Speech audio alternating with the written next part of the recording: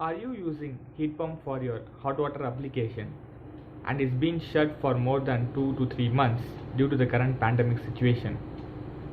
Let's find out the precautionary steps to be taken before the restart of the heat pump.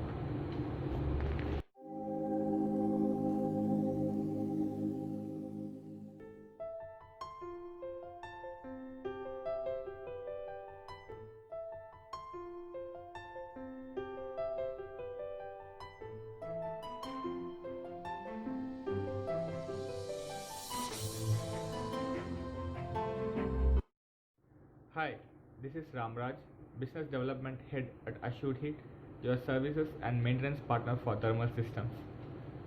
So today we are going to talk about the precautionary steps to be taken before the restart of the heat pump after a very long time.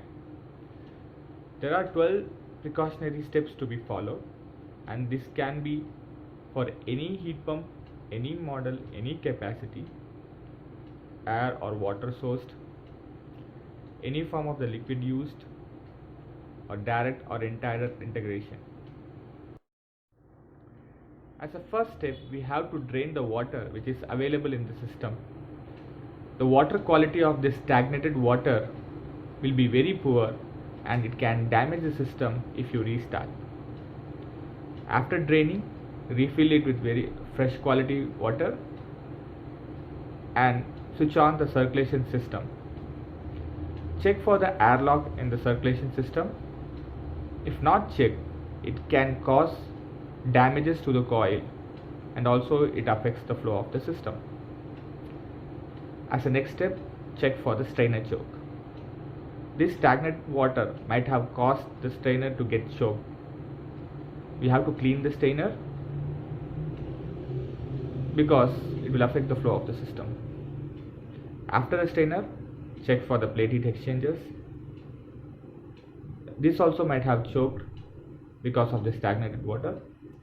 Clean the plate heat exchanger.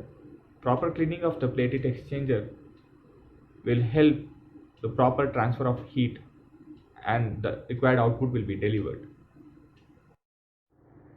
After following the first 5 steps, we have to drain the water again.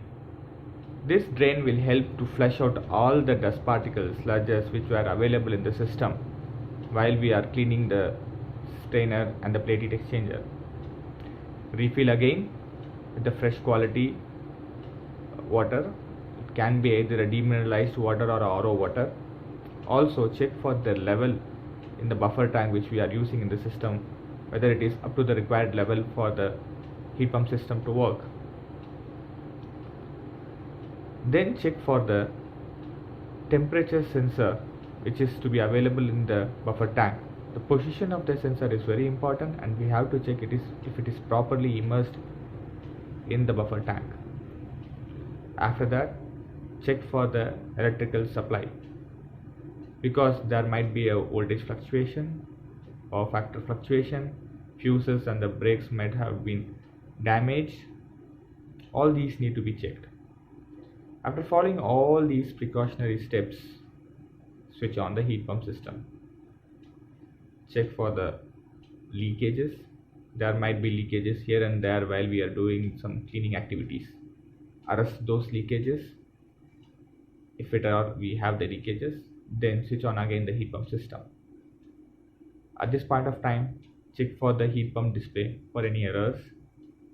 Look for sensor readings such as electrical parameters reading with the help of the energy meter and CT, flow sensors and temperature sensor readings. While following all these precautionary procedures, now we are safe with the proper restart of the heat pump. Please feel free to call us for any support online or offline, anything related to the thermal system. Not only heat pumps, we also deal with services and maintenance of chillers, hot water generators, solar thermal system. Looking forward to hear from you. Thank you.